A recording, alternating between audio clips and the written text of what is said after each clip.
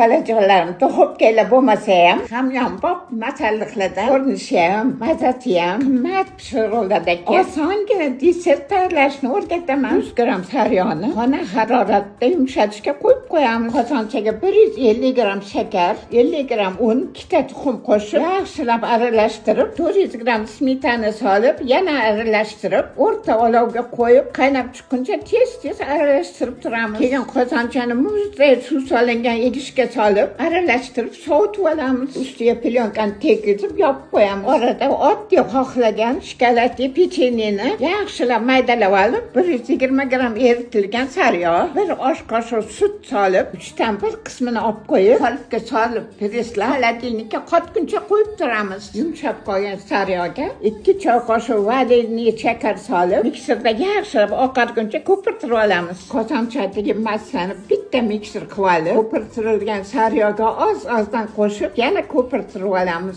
Qolipimizda solib, tekislab, ustini poyiga olib qo'yilgan maydalangan pechenye bilan qoplab olib, 4-5 soat muzlatishga, qotirishga qo'yib qo'yamiz.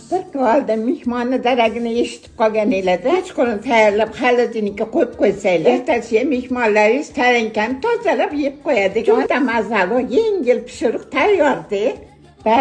Bay, bitta qilib yeb ko'rmasanglar bo'lmaydi. Juda mazali.